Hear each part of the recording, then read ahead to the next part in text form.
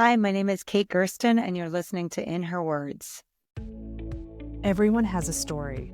Welcome to In Her Words, a podcast from women in entertainment where female creatives and allies share their stories in their own words. This is a dedicated space centered on how to harness creativity for inspiring and impactful projects in the ever-changing landscape of entertainment. I'm Renee Rossi. I'm Gretchen McCourt. And this is In Her Words. Welcome to In Her Words and our conversation with Kate Gersten. Kate is a writer, producer, and playwright.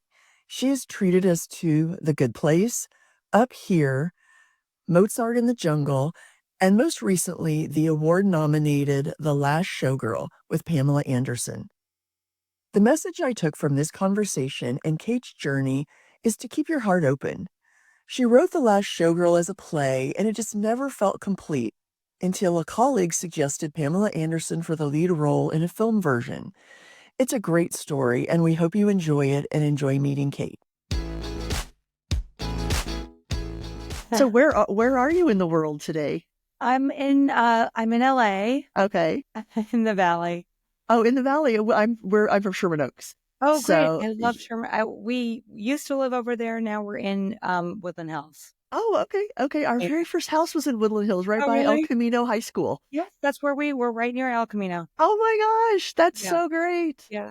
You guys have had a very exciting time, and we want to talk definitely about Last Showgirl and that whole project. But I'd like to kind of go back a little bit. And I know that you were a playwright and you were writing for yourself. But even before that, how did your love of writing begin? And where was that point where you thought, hey, this might be a job? Well, I grew up in New York, and my whole family was in the theater. So Oh, okay. I grew up loving the theater. My uncle was one of the founders of the Public Theater.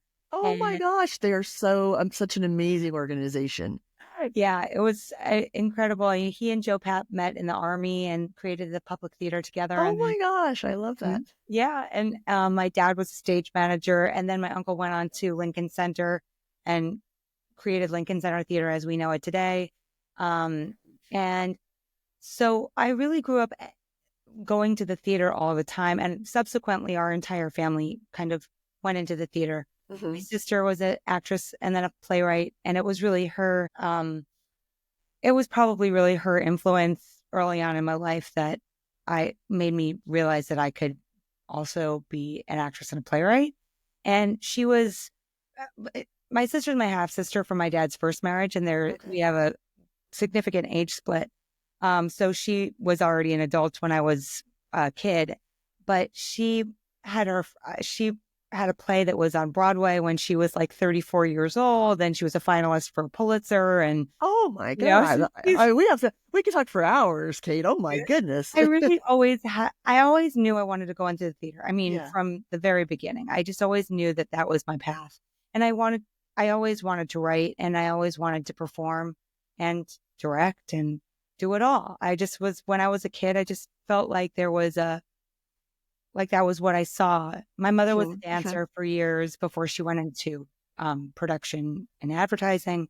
And so that was just really the family business. That was really just, my aunt is the head of the new 42nd Street development, or she was Oh my gosh. recently retired, but that's the arts in New York City Right. are, my life, or that's what I grew up loving. And You are a dictionary New Yorker. Definition of the art of New many York. generations. Yeah. So I grew up in the city, and then I went to UCLA to study theater. Okay, was that like a shock to the family? Why in the world would you go to California for theater? Well, there was a man named Mel Shapiro who was running the theater program at UCLA at that time. Okay. And he came from the theater in New York, and he had worked with my uncle, I think it's Public. And and so they were sort of like, Mel is great, and you should go to UCLA. Well, it was when I was in, when I was applying to various theater programs, I just also really knew I wanted to go to LA. I also had an aunt and an uncle here. So I was like, I just really want to explore Los Angeles. I hate the winter time, so let me get out of New York. and I didn't want to go to NYU or, a school in New York that was right where I went to elementary school, or, middle school.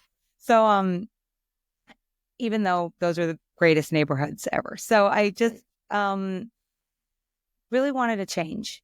And so I went to theater school at UCLA, really focused more on acting, but I also was taking a lot of playwriting and screenwriting classes and learning a lot about the history of theater and, taking film studies classes. And I came back to New York after I was done there, and I worked as an actor for many years until this small theater company in New York produced my first play.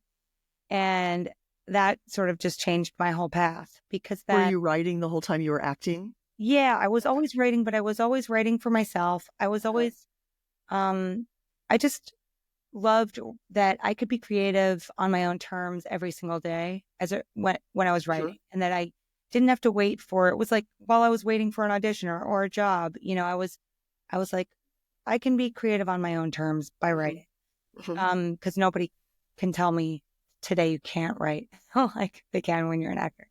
And so, I wrote this play that this small company produced, and I won a tiny little playwriting award for it. And then a friend of mine said, you should apply to the Juilliard Playwrights Program. And I was like, I'll never get in there. They only take like 4 people a year.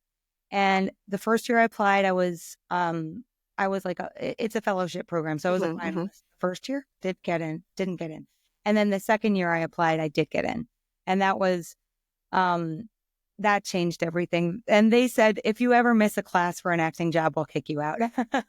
Oh my gosh. And at that point I was 30, and I was like, this is the best opportunity that I could possibly get. I know that studying with Marsha Norman and Christopher Durang is my dream. And being in like-minded company with other incredible writers is a great way to just become a really good writer. And so I was there for 3 years, and then I just kind of suddenly I got my first job in television right after school ended. So I went onto the staff of Mozart in the Jungle right after my 3rd year ended as a staff writer. And that just changed everything again. And then all of a sudden I sort of launched my television career, and I was developing a lot of shows, and I was staffing on a lot of shows. And meanwhile, I had this play in my drawer called A Body of Work that was essentially The Last Showgirl. And it was always under option for development in New York and in London from when I wrote it in my 3rd year at Juilliard. And that was something that we could never find the right actress to play the role of Shelley. Not to jump into that too fast, but I can pull back. But yeah, I had a lot of plays that never sort of saw the light of day, because I really transitioned into television very quickly after school ended. With writing and acting at the same time, I'd love to, we have a lot of students, we have a lot of people in their, beginning of their careers that are part of our community. Those can be rough on the self-esteem, both, like you said, somebody's telling you every day, you can't act, you can't do this. Same thing with writing. So as you were auditioning and wanting to be an actor, was there any part of you that was hesitant to share your writing, or did you always feel comfortable, putting it out there and having it critiqued, or having yeses and nos come to like that second part of your creative self? Yeah, no, that my writing was not for anyone else's eyes but my own. It felt way too personal in a way that I was very comfortable with as an actor, but not comfortable with as a writer. And I was writing a lot of things that were very, more autobiographical, but mostly like thematically. So like even the play that got produced, it wasn't anything autobiographical at all, but it was thematically about sisterhood and about relationships with parents, which are themes that I still go through over and over and over in various forms. Yeah, I was really way too private about my writing. Didn't want to show it to anyone. I didn't want to be critiqued on it. Right. I was like, I'm still just in the beginning development phase of who I am as a writer. And I know that I have a long way to go. And I know that I have a lot to learn about structure. And I felt very confident with character because as an actor, I felt like character was something that was very second nature. Like I love developing characters as an actor. When did you start sharing your writing? What made you decide, like, if I'm going to make a career out of this, I have to, I can't be the only one that reads it. I did not even think about the actual making a career out of it until I was at Juilliard. So when my first play was produced, I had written it for this theater company that I'd worked with a number of times. And we had made movies together and we had done plays together in New York and regionally. And it was a really tightly knit community that I really trusted, that I'd known for a long time.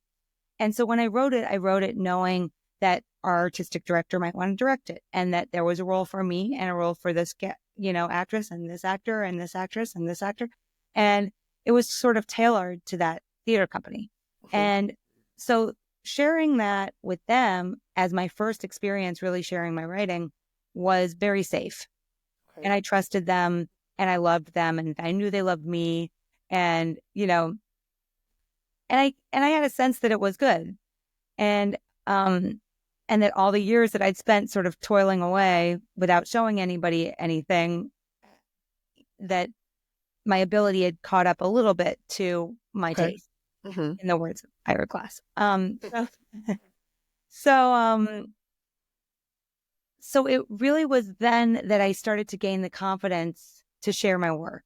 And then once I got into Juilliard, I was like, I've got to just let down my guard and be very vulnerable and work my butt off and be very open to criticism, because at the end of the day, I want to be the best writer that I can be. And this is the path towards that. And it's because of the criticism of my peers and my mentors that I'm going to become a better writer. And so that was really, it was I had to be brave, but I just put it all out there. Were there some times where it was easy and other times where it was harder, where it sounds like it was like, I made the decision and I just went for it? I'm imagining there was some ups and downs in there.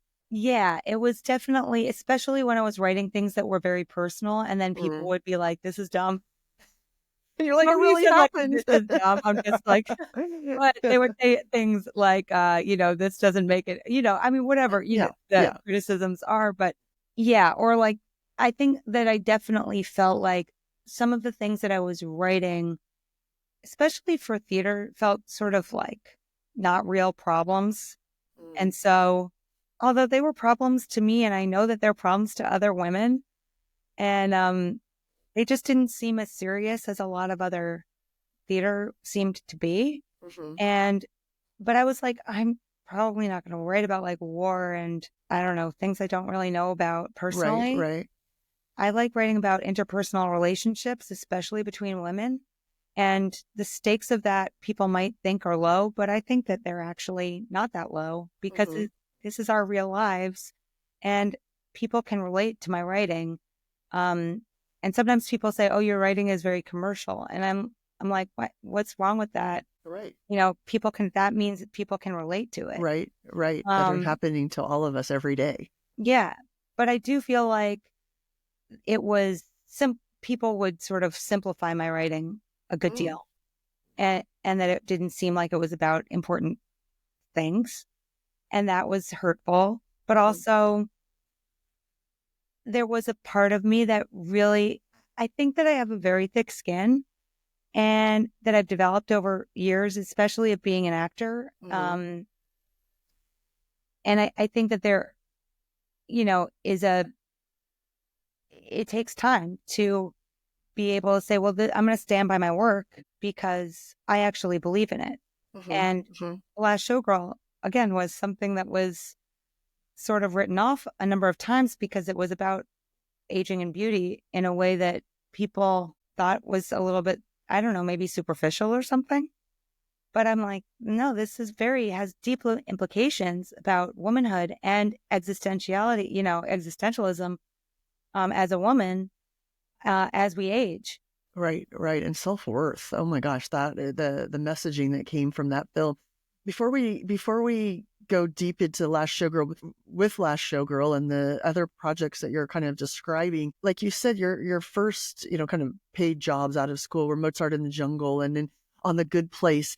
Is it easy for you to go between comedy and drama or different genres? Because I didn't, when I was going through and doing my research, I was like, oh my gosh, she's like a super successful comedic writer. And then, then he's, playwright. And then The Last Showgirl, like there's a lot of different themes and genres going on there. Was that always easy for you to kind of pop back and forth between those? I think that it all comes down to character for me. So when there's a character that I can latch onto, I mean, I think that on shows like, one of the reasons why it was very natural for me to go on to Mozart in the Jungle was because it's about this creative community in New York City. And I was literally just coming out of that. That was my life, being a struggling artist in New York for so many years, just the way that Haley is. And so that was a really clear point of connection between myself and the character. And that was something that I always felt like was my strength in the room. And on The Good Place, it was really bringing emotion to the female characters and groundedness and depth emotionally to those characters, to specifically female, because there were so many men on that writing staff. And I think that those are the reasons why I was very useful in those in more of a comedic place, because there are writers in every room that come for different reasons. People are brought into rooms everybody has a different superpower. And for me, it's about really bringing life and depth and emotionality to female characters.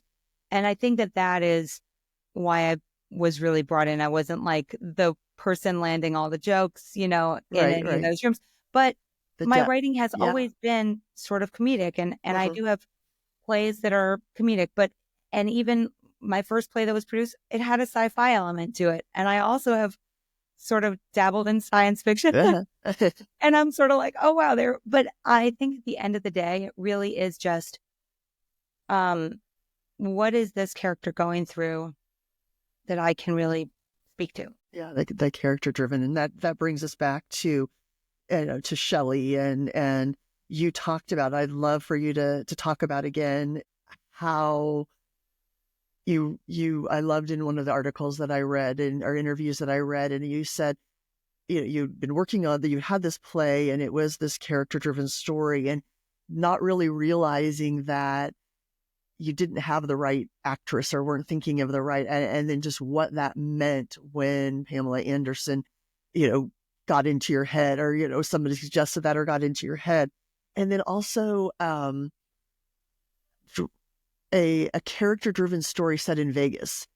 I mean, that is just, it's just not done, where Vegas isn't the lead character of it. And so just, I'd love to hear, kind of the growth, or how it came about from a play to a movie with Pamela, and then just how did you even start with a character-driven story being in Vegas? Well, so when I was between my second and third years at Juilliard, I got this little job that was writing the patter between songs for this one-woman show in Las Vegas. Okay. And before that was my first sort of job making money as a writer while I was still in school. It was just for the summer, it didn't interfere with school. And this woman was a vocal impersonator, and Celine Dion was her mentor and the producer of the show. Okay. And we were taking over the Thursday, Friday, and Saturday night performances of a show called Jubilee, which was the last standing, really, big, spectacular, Las Vegas showgirl classic review, topless review.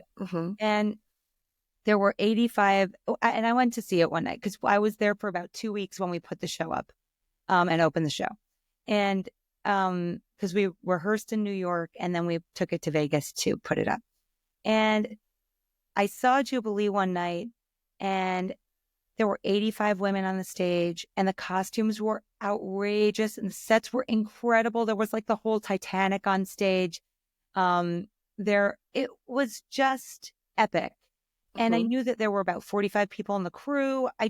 Because I'd been backstage and seen all the changeovers between their show and our show.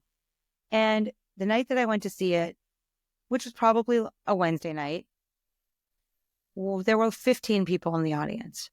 It was such a slim house and there were barely any applause.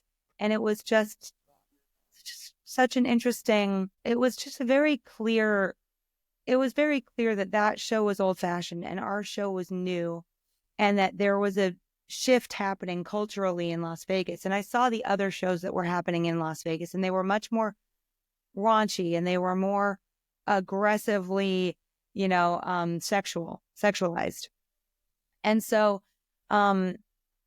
this show, Jubilee, it was like 85 topless women in rhinestones, feathers, but it really didn't have a huge sense of sex appeal. It wasn't sexy. It was very beautiful. And the costumes by Bob Mackie and Pete Menefee were absolutely outrageously incredible. I mean, every time there were women on stage, which was the whole time, you were like, look at these costumes. Right. And I was really struck by it. And I could tell that there were women in the show that were older who had probably been with the show for many, many, many, many years. And there were some dancers in our show that had been in Jubilee. And I started speaking with them and I started talking to other dancers that were in Jubilee.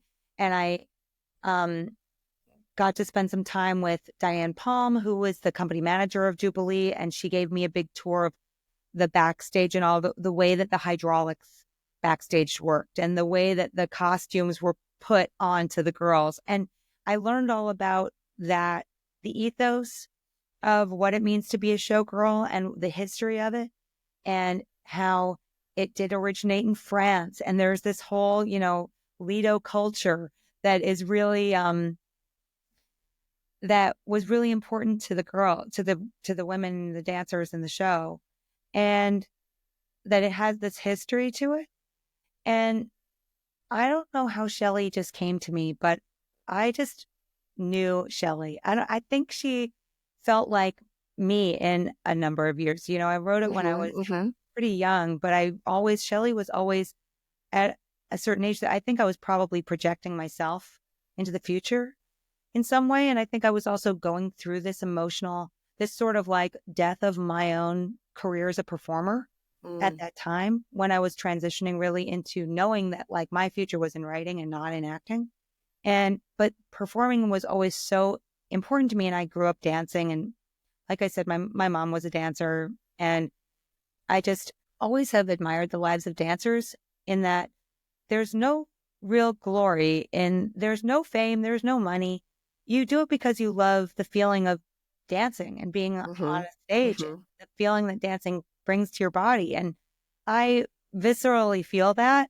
And I really wanted to write this character who can't imagine her life without all of that, in addition to the validation that it brings her as a beautiful woman who is now being told that it's time to just not be that anymore. Right. To not do what she's always known. Yeah. I love that,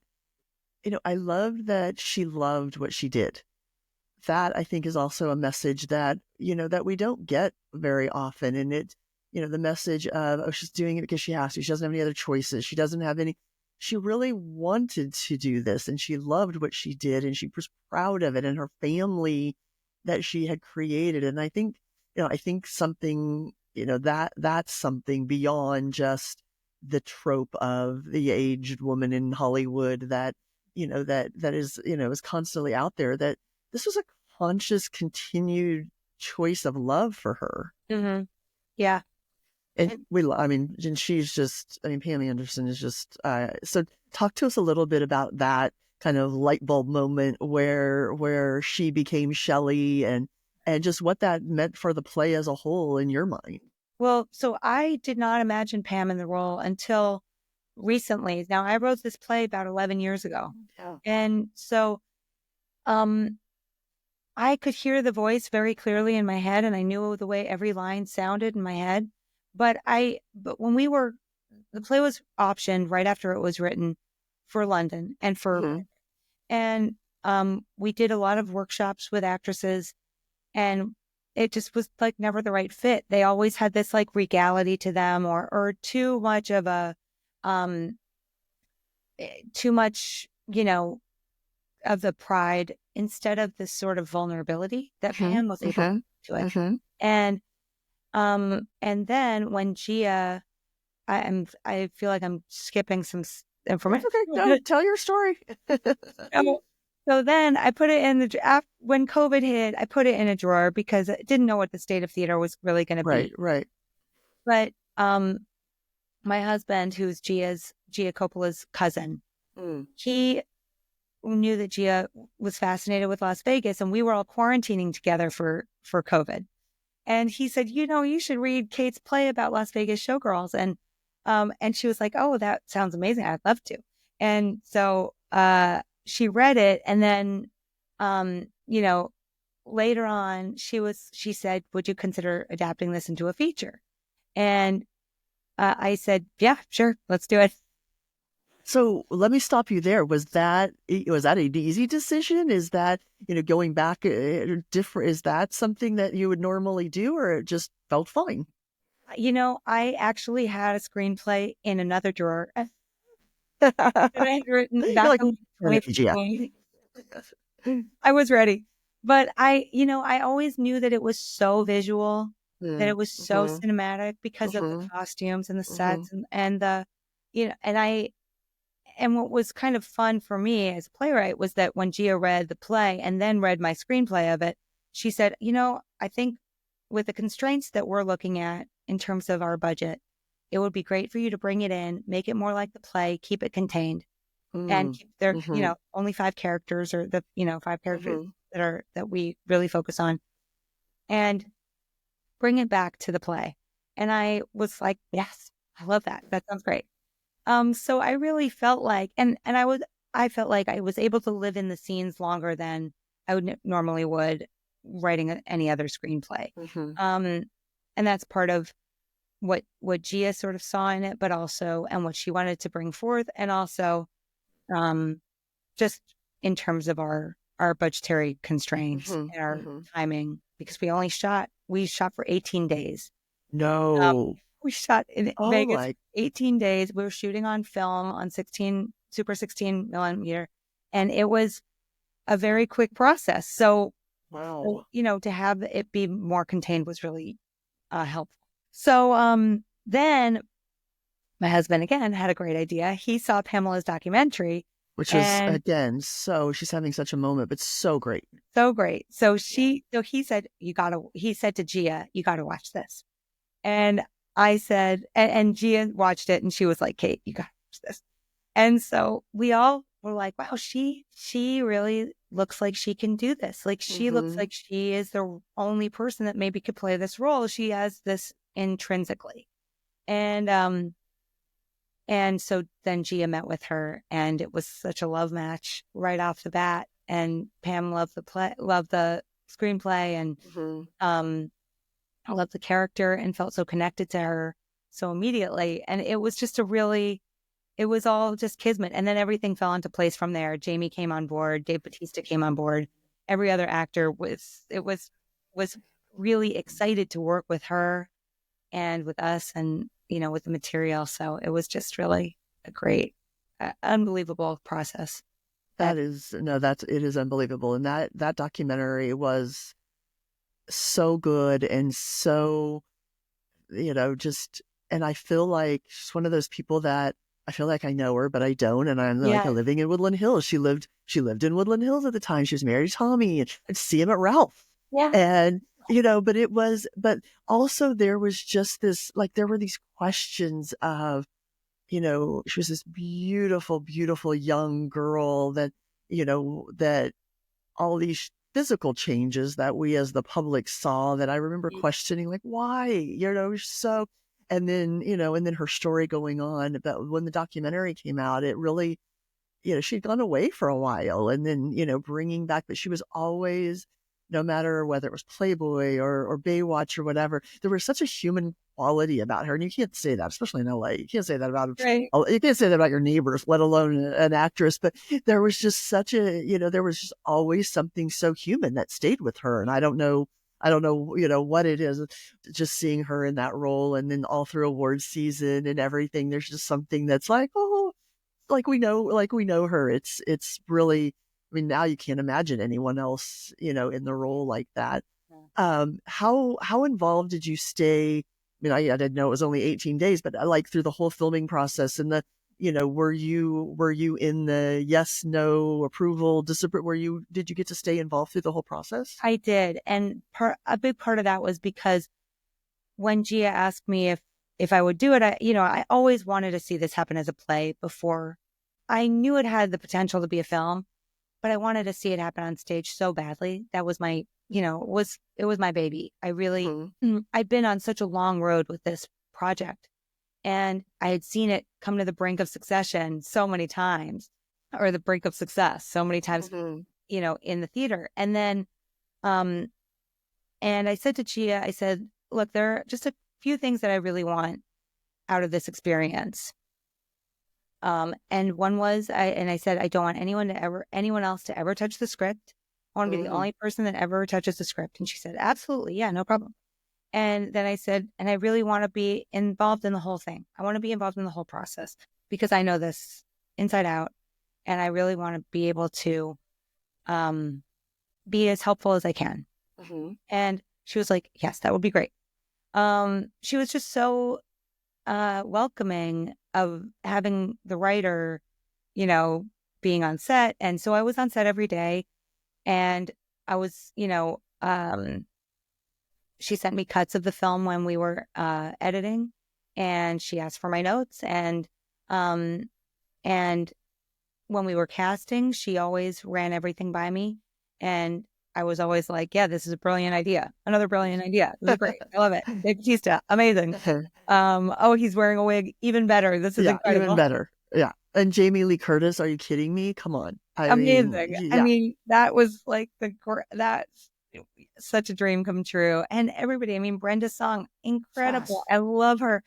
And Kiernan Shipka, so perfect. And Billy Lord, wonderful. Yeah. I mean, and her connection to it personally. Feeling like she was channeling her mother, her experience with her grandmother. Like, it was just wild how personal it was to everybody, and that everyone did make it. And I've said this before, everyone made it as personal to them as it had always been to me. And that meant so much to me. Well, and even Jamie Lee Curtis, I'm sure, with her family history there, I mean, the connection to Vegas and to Hollywood was, one degree of separation back, as historically, and it's gotten further and further. But I can't even imagine with Billy and with Jamie Lee that their family connections and memories and things weren't so tied to Las Vegas. Yeah, absolutely. And that characters like that. I hadn't even thought. I love watching Billy Lord on screen. She's so good. Yeah, just so good. So much. So you mentioned we've seen these projects, we've seen television, you mentioned obviously playwright, you mentioned sci-fi. What do you have a favorite? Are you that you want to do more of, whether it's what genre, whether it's feature film or streaming series or plays, and then kind of within where it ends up, what genres you're leaning towards? Well, I will definitely say that The Last Showgirl has been my favorite. But it is like seeing my it's your baby. And I can't wait to make more movies about women and about the experience of being a woman and female friendship and female, sisterhood. These are themes that I really love. I love writing about motherhood now that I'm a mom. I just, I feel like the experience of being a woman is something that is really valuable culturally. And, there's so many stories about men and all the crazy things that men have to do in the world. I don't know.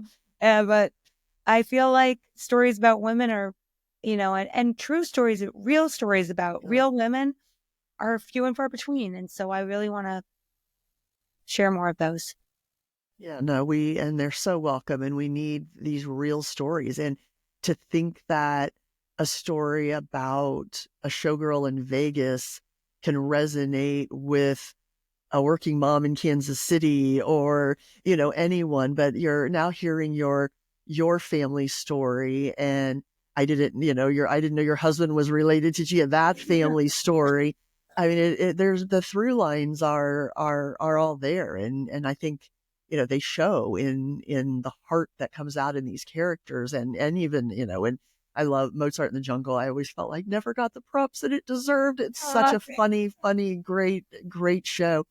But those true stories of women's friendships, of the messiness of family are all so important and so welcome. Mm-hmm. Do you have projects that are in the works now that you could talk about at all? I do. Or did you take a little break? Oh my gosh, it feels like you need to be able to take a little break. It's definitely a process of figuring out what exactly is next. I have a lot of irons in the fire right now and trying to sort of figure out what's going to come first. But yeah, everything. I mean, movies, TV shows, theater, all of the above. There's all kinds of stuff coming up. Hopefully soon. Good. Well, we're out of time. I can't believe we've been talking for so long, but it's just been a great conversation, Kate. It's so good to meet you. I love to hear if you do have any downtime, which I don't. Is there anything that you're watching or reading or anything right now that you're loving that's kind of your escape?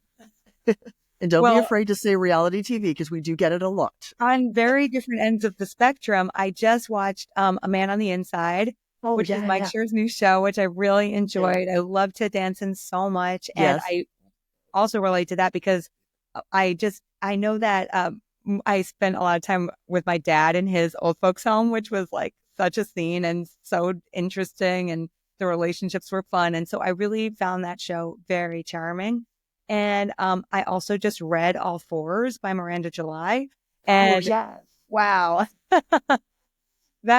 but I just felt like that was really intense, and I really appreciated it. And I think it's like something that women should read. Women should read it. Yeah, she's so great. Oh my gosh, she is so great. So I love reading her thoughts. Yeah, I love her. She's fantastic. She's great. Yeah. Well, Kate, thank you so much for being with us today. This has been fantastic. We love the film, your projects. We loved everything about Last Showgirl. So great to see Pam back in the spotlight. And but thank you for coming on with us today. Thank you so much for having me. This has been great. So nice to meet you. You too. Thank you for listening to In Her Words. We hope you'll join us at womeninentertainment.com and go to our Substack for extended interviews and behind-the-scenes access.